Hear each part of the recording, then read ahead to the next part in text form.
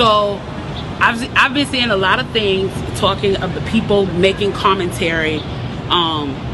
Interestingly enough, the ones I've noticed that have been making the commentary are wealthy black people making the commentary about we should not be rioting, we should not be looting, we should not be tearing up our own communities. And then there's been an argument of the other side of we should be hitting them in the pocket. We should be focusing on the blackout days where we don't spend money. But, you know, I feel like we should do both. And I feel like I support both. And I'll tell you why I support both. I support both because when you have a civil unrest like this, there are three types of people in the streets. There are the protesters, there are the rioters, and there are the looters.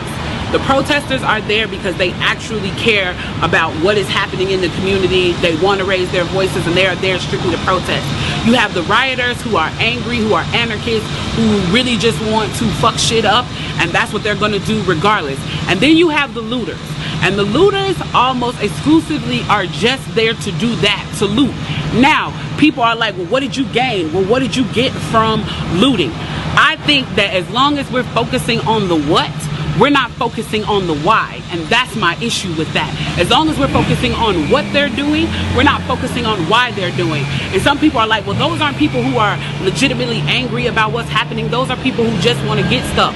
Okay, well then, let's go with that. Let's say that's what it is. Let's ask ourselves why in this country in 2020, the financial gap between poor blacks and the rest of the world is at such a distance that people feel like their only hope and only opportunity to get some of the things that we flaunt and flash in front of them all the time is to walk through a broken glass window and get it. That they are so hopeless that getting that necklace, getting that TV, getting that change, getting that bed, getting that phone, whatever it is that they're going to get, is that in that moment when the riots happen and if they present an opportunity of looting, that's their only opportunity to get it. We need to be questioning that why. Why are people that poor? Why are people that broke? Why are people that food insecure, that clothing insecure, that they feel like their only shot, that they are shooting their shot by walking through a broken glass window to get what they need?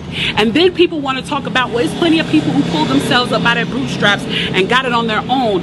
Why can't they do that? Let me explain to you something about economics in America. And I'm so glad that as a child I got an opportunity to spend time at Push where they taught me this, is that we must never forget that economics was the reason that black people were brought to this country. We came to do the agricultural work in the South and the textile work in the North. Do you understand that? That's what we came to do.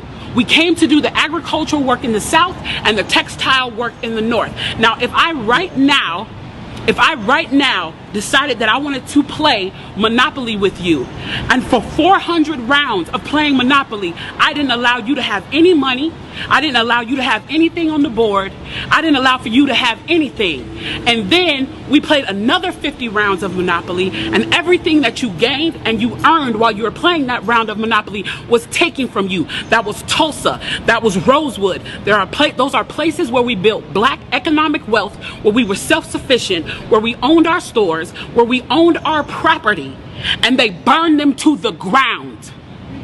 So that's 450 years. So for 400 rounds of Monopoly, you don't get to play at all. Not only do you not get to play, you have to play on the behalf of the person that you're playing against. You have to play and make money and earn wealth for them, and then you have to turn it over to them. So then for 50 years, you finally get a little bit and you're allowed to play. And every time that they don't like the way that you're playing, or that you're catching up, or that you're doing something to be self-sufficient, they burn your game. They burn your cards. They burn your Monopoly money. And then finally at the release and the onset of that, they allow you to play and they say, okay, now you catch up. Now at this point, the only way you're going to catch up in the game is if the person shares the wealth, correct? But what if every time you share the wealth, then there's psychological warfare against you to say, oh, you're an equal opportunity hire.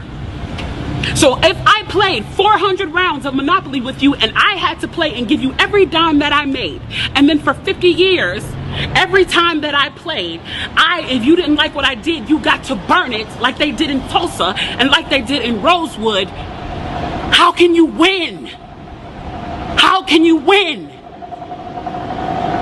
You can't win. The game is fixed. So when they say, why do you burn down the community? Why do you burn down your own neighborhood? It's not ours. We don't own anything. We don't own anything.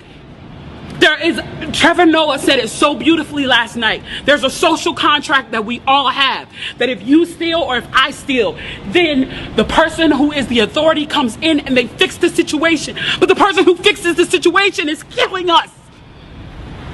So the social contract is broken. And if the social contract is broken, why the fuck do I give a shit about burning the fucking Football Hall of Fame, about burning a fucking Target? You broke the contract when you killed us in the streets and didn't give a fuck. You broke the contract when for 400 years we played your game and built your wealth.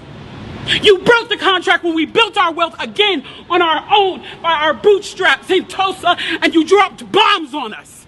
When we built it in Rosewood and you came in and you slaughtered us. You broke the contract, so fuck your Target. Fuck your Hall of Fame. As far as I'm concerned, they could burn this bitch to the ground. And it still wouldn't be enough. And they are lucky that what black people are looking for is equality and not revenge.